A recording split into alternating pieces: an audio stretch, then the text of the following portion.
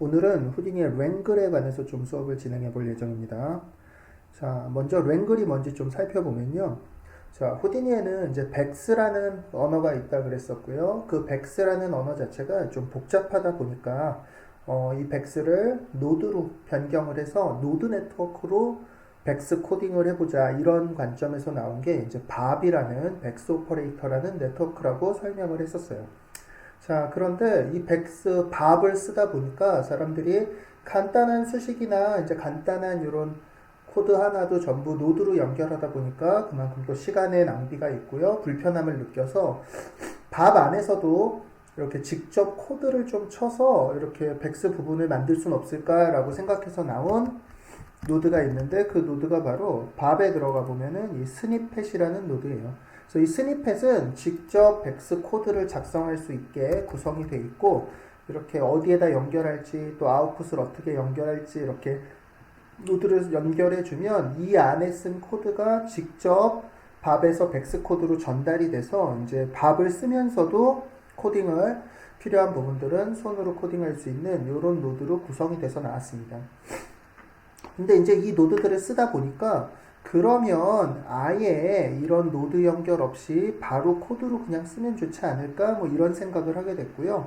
그러면 사실 백스랑 똑같은 거 아니야 이렇게 생각할 수 있는데 백스 같은 경우는 이제 앞에 파라미터 정의부터 좀 양식이 굉장히 복잡해서 쳐줘야 될 것도 많고요. 문법도 좀 까다로운데 또 요 스니펫이라는 이 노드는 그런 것들을 조금 간소화하고 간결하게 정의해 놓은 것들이 있어서 그런 장점들을 살려서 노드 연결 없이 그냥 바로 코드로 이렇게 정의해 줄 수 있도록 만든 게 바로 랭글이라는 attribute wrangle이라는 노드를 확인해 보면은 바로 이 wrangle이라는 노드예요.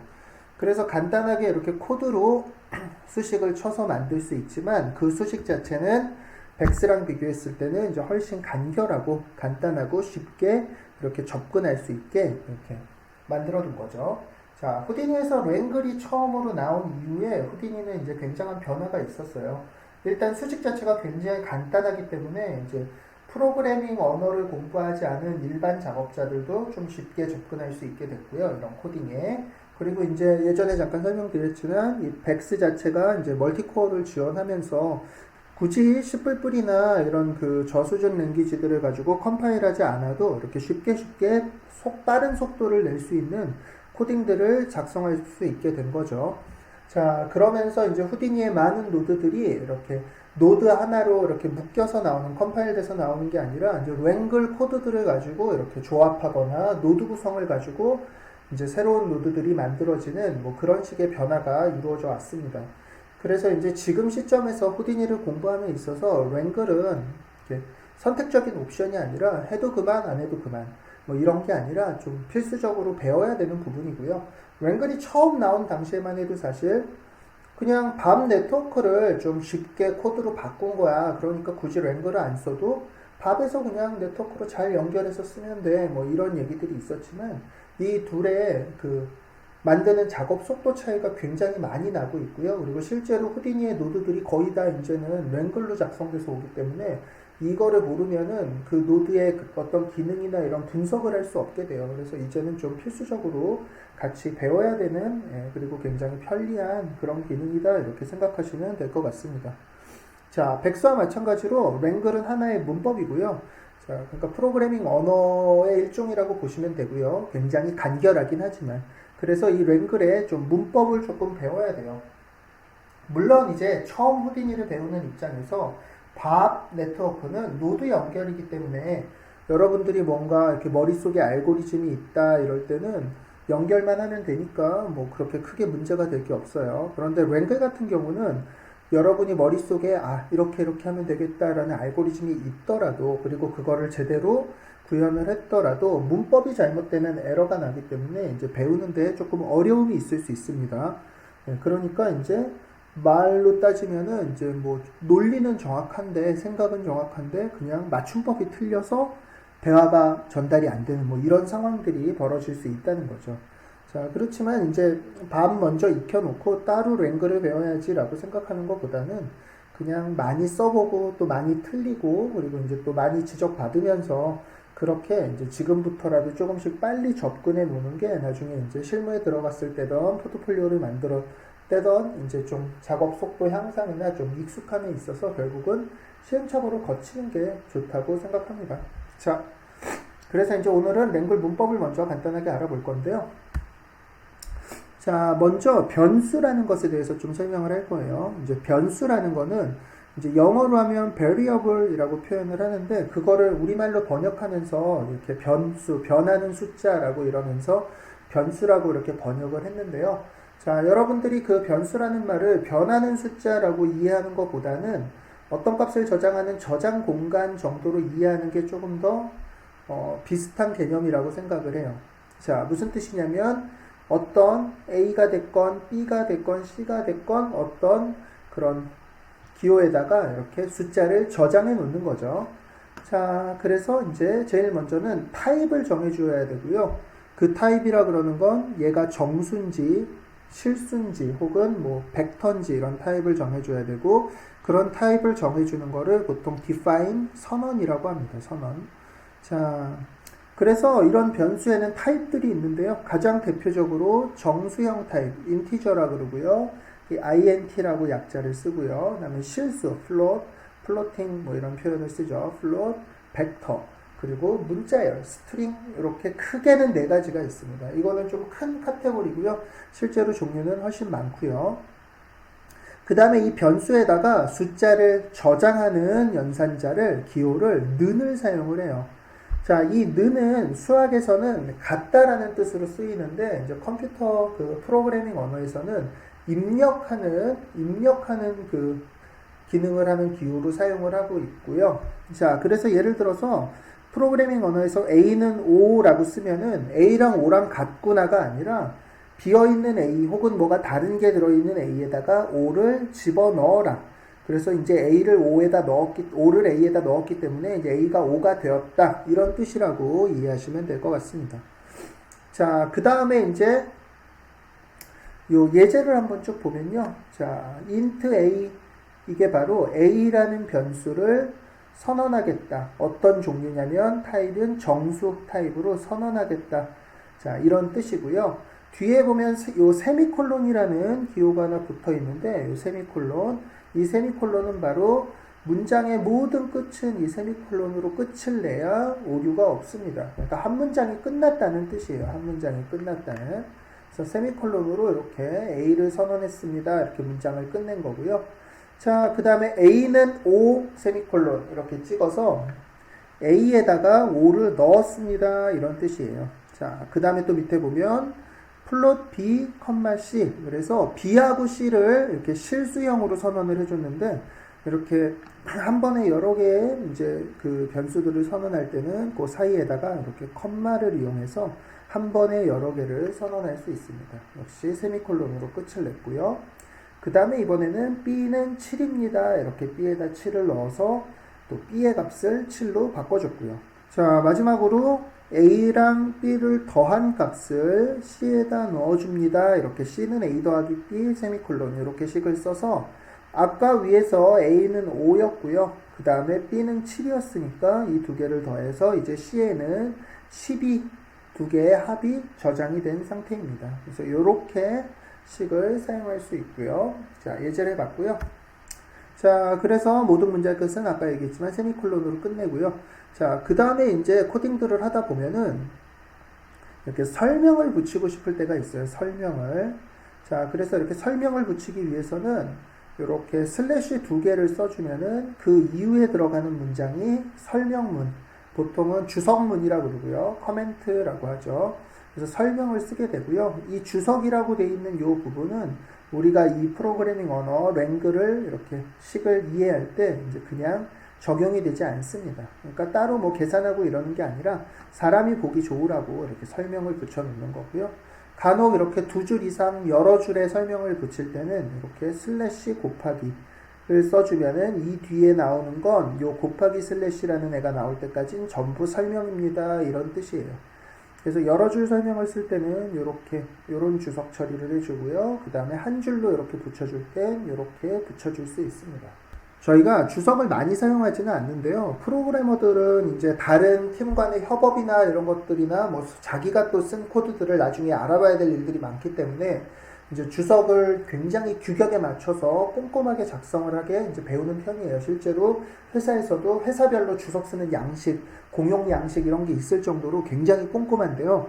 FX 작업자 같은 경우에는 이제 자기가 작업한 코드를 뭐 남들이 돌려볼 일이 많지는 않고요. 또 이제 목적 자체가 작업이지 이제 코드가 목적은 아니라서 주석을 그렇게 뭐 많이 꼼꼼하게 써주지는 않아요.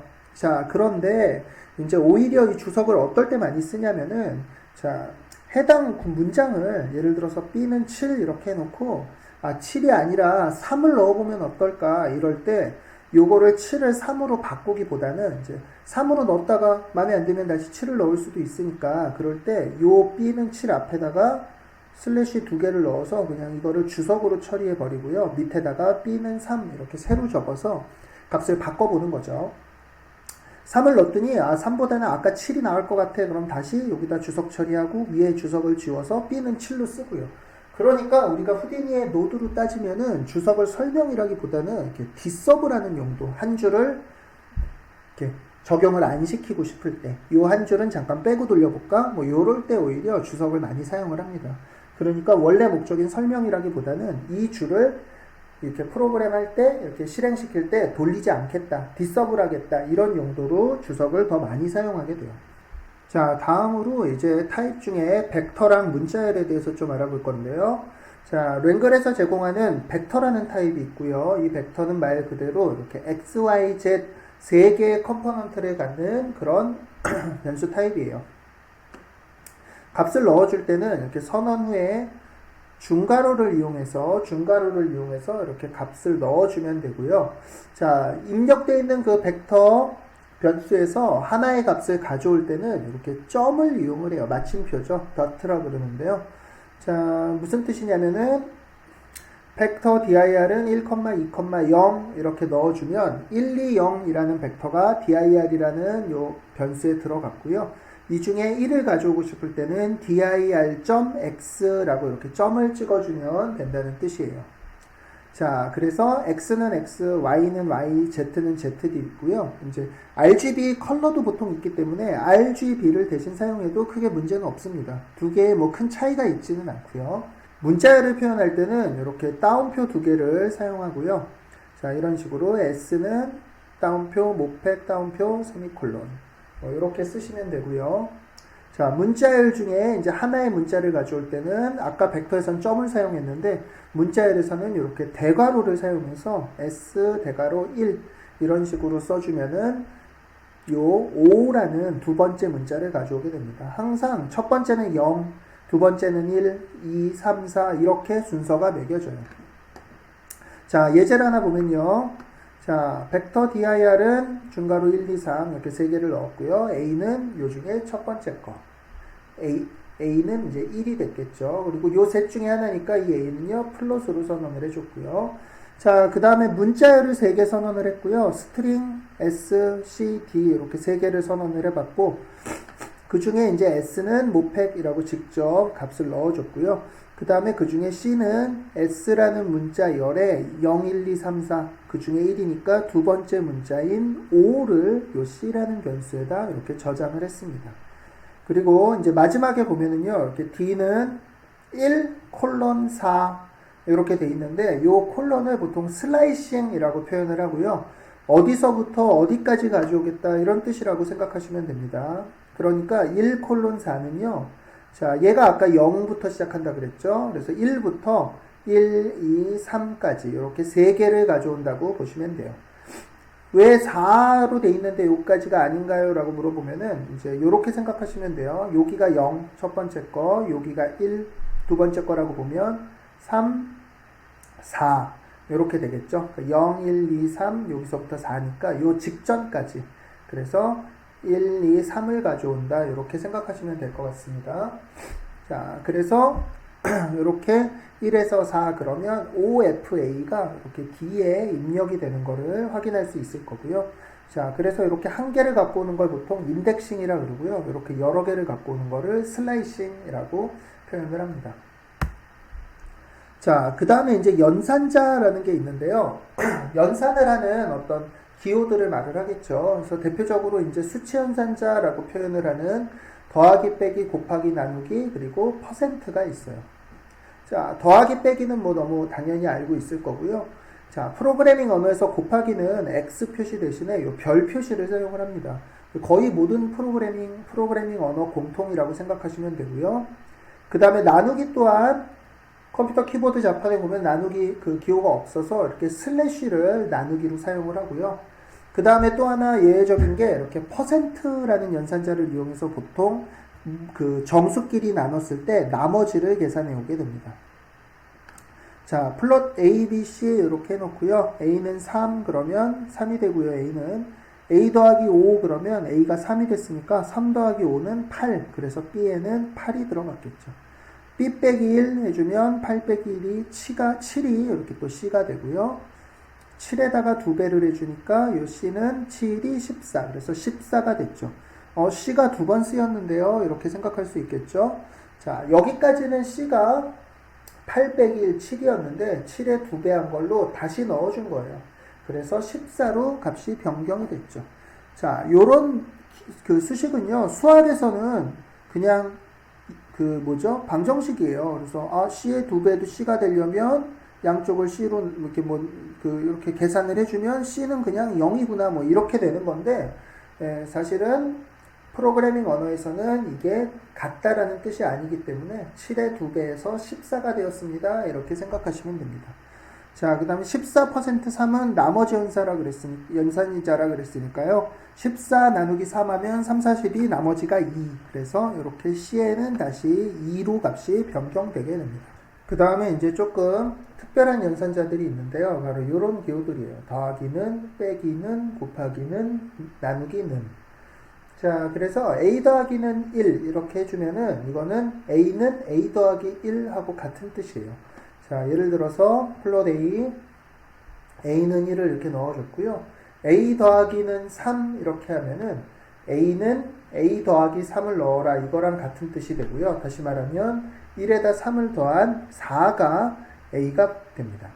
다시 A 곱하기는 2 이렇게 해주면요. A에다가 2를 곱한 값을 넣어라 이런 뜻이고요. 아까 여기서 A가 4가 됐으니까 이제는 8이 되겠네요. 자, 다시 말하면은 이런 기호는요. A에다가 1을 증가시키세요. A에다가 3을 증가시키세요. A를 2배 늘려주세요. 이런 뜻이라고 보시면 될 것 같아요. 자, 다음은 이제 조건문이라는 걸 살펴볼 건데요. 자, 조건문은 맞는지 틀린지 이렇게 참 거짓을 판단하는 거예요. 자, 그래서 아까 더하기 빼기 이런 게 연산자라고 불렀으면은 요거는 문이라고 부르고요. 스테이트먼트, 문장이라고 부르고요. 자, 쓰는 방식은 if 가로 열고 여기다가 조건을 써주고 그 다음에 중괄호를 하나 이렇게 붙여서 이 안에다가 여러 가지 수식들을 써준 다음에 중괄호를 닫아주면 돼요. 자, 그러면 이 조건이 맞았을 때 참일 때 이 안쪽에 들어있는 걸 실행하고요. 맞지 않으면 조건이 틀리면 아무것도 실행하지 않고 이렇게 밖으로 내려오게 됩니다. 자, 그러려면 이제 이 안에다가 조건을 넣어줘야 되는데요. 보통 1이 참이고요. 거짓말은 틀린 거는 0이에요.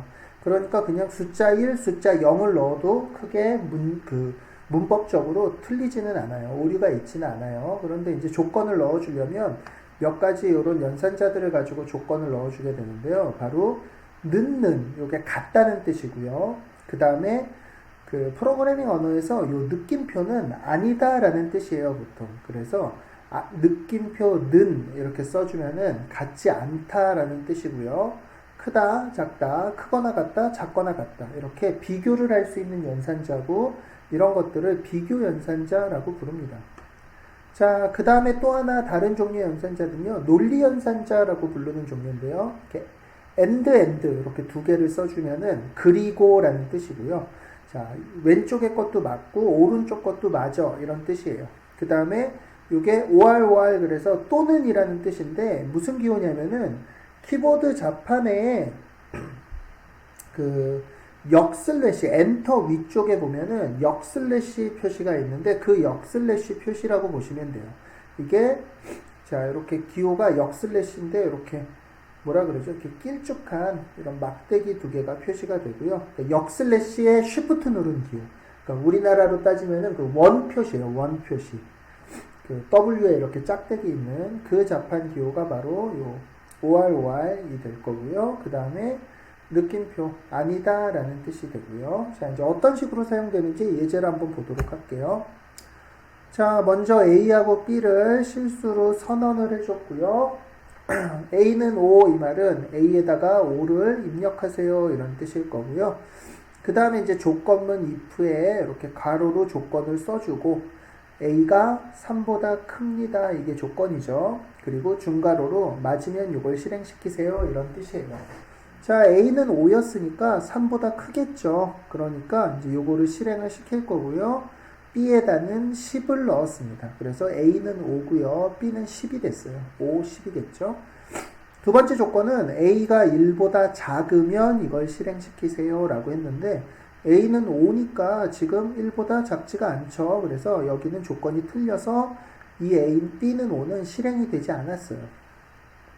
자, 그러니까 이 세 번째는 현재는 A가 5고요. B는 10이에요. 왜냐면 요건 아직 실행 안 했으니까요. 그리고 조건을 보면은 AND가 들어갔죠. 그래서 A가 5고 그리고 B는 5. 둘 다 맞으면 이런 뜻이에요. 근데 B는 현재 5가 아니라 10이었으니까 여기가 틀렸죠. 그래서 요것도 실행이 되지 않을 거예요. 그러면 현재 A는 여전히 5고요. B는 10이고요. 그 상태에서 이번엔 OR. A가 오거나 B가 오면 이런 뜻이겠죠. 또는 근데 B는 10이라서 틀렸지만 A는 5가 현재 맞으니까 B는 2가 실행이 됩니다. 그래서 현재 A는 5, B는 2가 되었어요. 그렇게 식이 마무리가 됐고요. 여기 중괄호가 하나 빠졌네요. 예. 그래서 이제 이렇게 OR, AND 그리고 맞거나 뭐 틀리거나는 여기 예제에는 없지만 따옴표는이고요. 크고 작고 뭐 이런 조건문과 비교문에 대해서 알아봤습니다. 자, 다음은 if else라는 조건문인데요. 아까 if가 맞으면 실행하고 틀리면 넘어가 이런 뜻이라면은 if else는 맞았을 땐 요 맞은 거를 실행하고 else라는 문이 if 바로 다음에 붙어서요. 틀리면 이거를 실행해 이런 뜻이에요. 자, else라는 얘는 if가 항상 있어야 같이 붙어서 나올 수가 있고요. 단독적으로 존재하지는 못하고요. 이 조건문이 맞으면 첫 번째 거, 틀리면 else 이렇게 실행이 되는 거를 말을 합니다. 자, 예제를 다시 보면요. A는 그 A, B를 선언하고 A는 5 이렇게 넣었고요. if A가 7보다 크면 맞으면 이거 틀리면 요거를 실행하라는 뜻이에요. 지금 A는 7보다 크지 않으니까 B는 10이 아니라 5가 저장이 되겠죠. 자, 그 다음에는 이제 함수에 대해서 알아볼 건데요. 수학적인 그런 함수의 정의하고는 조금 다르고요. 그냥 어떤 기능을 하는 것 뭐 정도라고 생각하시면 될 것 같아요.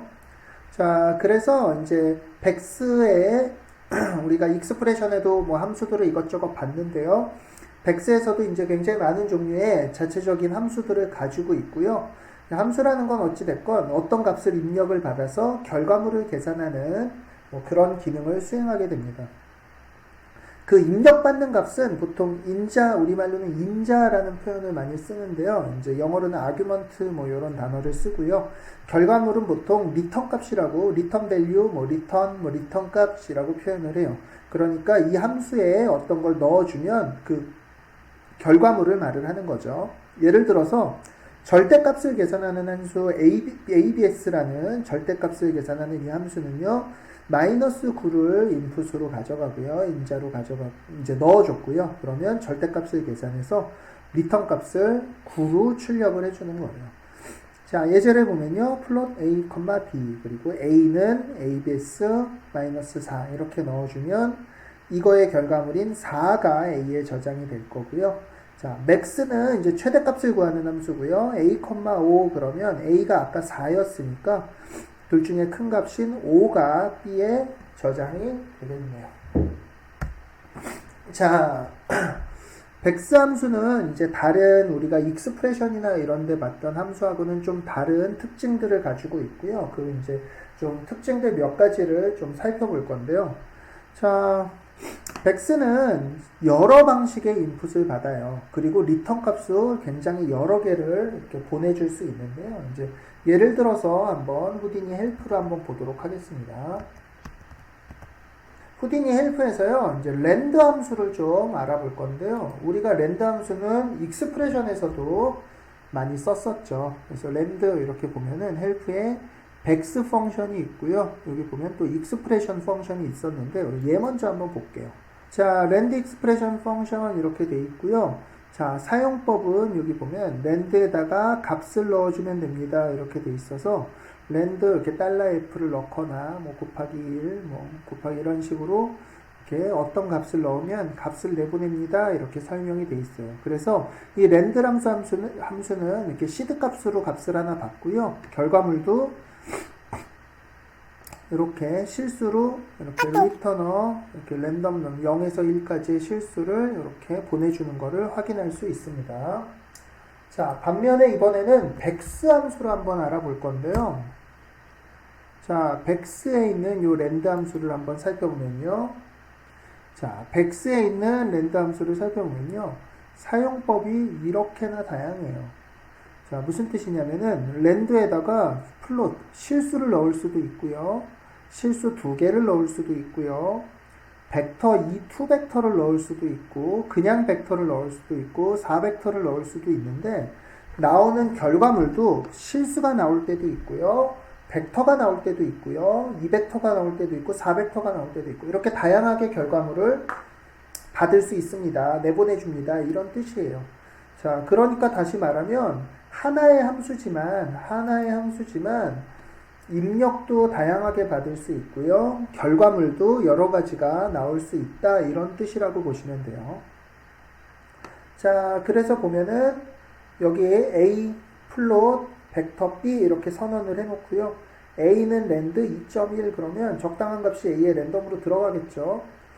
반면에 랜드 2.1 이래놓고 B에다가 결과를 받으면 B는 벡터기 때문에 적당한 벡터형의 랜덤 값이 또 B에는 들어가게 됩니다.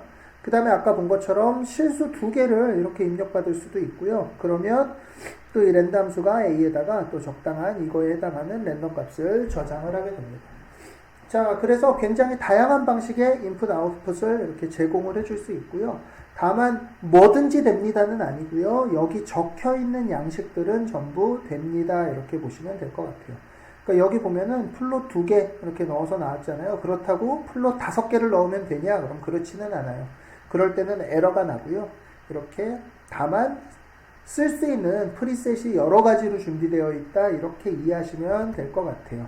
자, 그리고 그러면 뭐 되고 안 되고는 어떻게 확인할 수 있어요? 그러면 방금 본 것처럼 헬프에 정확하게 이런 방법으로 쓸 수 있습니다. 라고 기재가 되어 있습니다.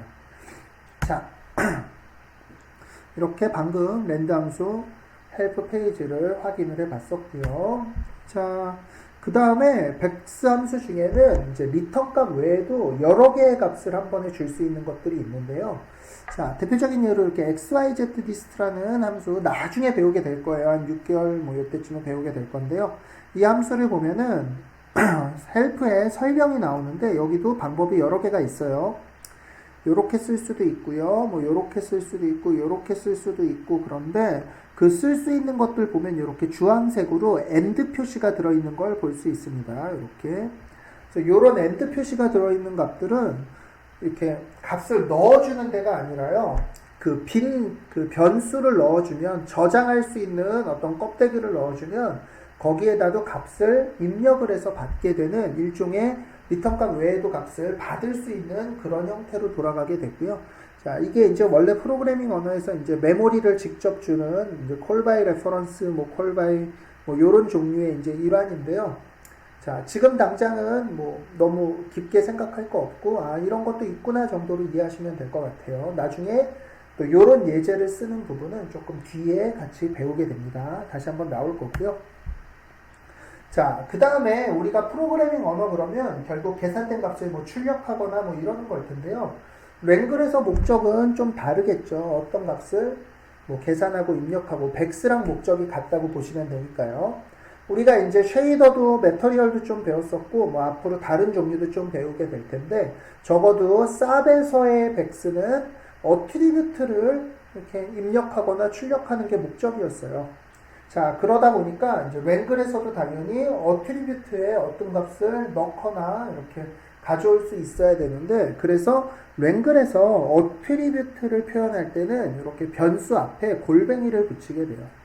그래서 변수는 따로 선언을 해줘야 되지만 이 랭글의 어트리뷰트는 따로 선언이 필요 없고요. 다만 골뱅이 이름 이렇게 붙여주면은 그 값을 가져오게 되고요. 혹시라도 어트리뷰트가 존재하지 않은 경우에 그런 어트리뷰트 없습니다 이럴 경우에는 알아서 새로 생성을 해줍니다. 만들어준다는 뜻이에요. 자, 그리고 이제 어트리뷰트에도 변수처럼 플롯형이 있고요, 정수형이 있고요, 벡터형이 있고, 뭐 스트링형 이렇게 타입들이 있을 텐데요. 그 타입은 이렇게 약자 기호들을 붙여서 타입을 직접 명시할 수 있고요. 예를 들면 i 골뱅이 id 이렇게 돼 있으면 이 id는 정수형입니다 라는 뜻이에요. 일반적으로 어트리뷰트 앞에 아무것도 붙이지 않으면 실수형으로 이제 만들어주게 되고요. 다만 뭐 포지션이라던가 뭐 이런 일부 후디니에서 사용하고 있는 그런 어트리뷰트들은 따로 붙이지 않아도 cd라던가 이런 것들이요.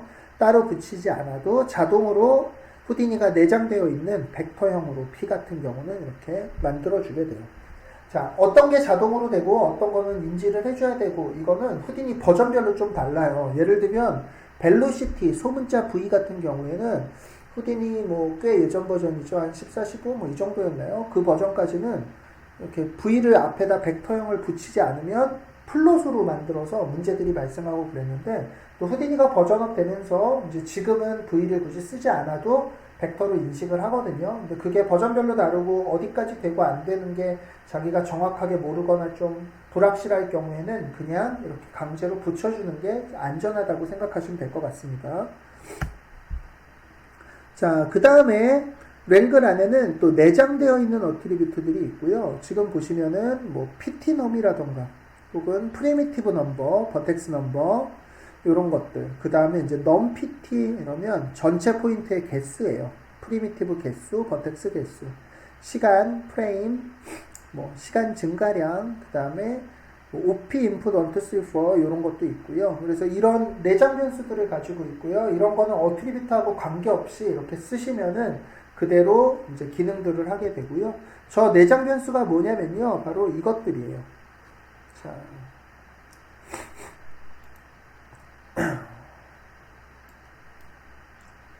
저 내장 변수들이 뭐냐면 바로 요것들이에요. 요것들. PV, false 요 중에서 이제 요런 것들. 요런 것들은 이제 내장되어 있는 변수들로 굳이 어트리뷰트에 없더라도 후디니가 해당하는 기능들을 이렇게 같이 수행하게 되어 있습니다.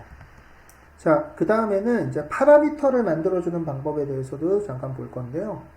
밥에서는 파라미터라는 노드를 달아주면 자동으로 밥 네트워크 바깥쪽에 파라미터가 만들어졌던 걸 기억하실 거예요. 자, 그런데 랭글에서는 이제 chi, 인트저, chv, 벡터, 램프 같은 함수들을 사용해서 파라미터를 만들게 되고요. 코드 우측에 이렇게 파라미터 추가 버튼이 있어서 이 버튼을 눌러주시면은 이 함수들을 이렇게 분석해서 파라미터가 만들어지게 됩니다. 자, 이따 예제 같이 진행하면서 다시 한번 보기는 할 텐데요. 다만 밥이랑 좀 다른 점은 밥 같은 경우는 파라미터 노드를 만들 때 바로바로 즉각적으로 반응을 하는데요. 랭글 같은 경우들은 이 함수를 분석해서 만들어주는 거라 그런 실시간 대응을 해주지는 않습니다. 요거는 이따가 같이 좀 더 자세히 볼 거고요. 그 다음에 이제 랭글만의 좀 특별한 어트리뷰트들이 몇 가지가 있는데 그 중에 하나는 이제 바로 랭글의 인풋 부분에 이렇게 어트리뷰트를 가져올 수 있는 방식입니다. 이렇게 op input 1이라고 소문자로 써주고요. 언더바를 붙이고 이렇게 어트리뷰트 이름을 적어주면요. 이 해당 어트리뷰트는 어트리뷰트인데 바로 두 번째 인풋에서 가져오는 어트리뷰트를 이렇게 이 변수를 통해서 가져올 수 있습니다. 자, 그래서 이것도 나중에 예제 진행할 때 같이 한번 이제 보도록 할게요.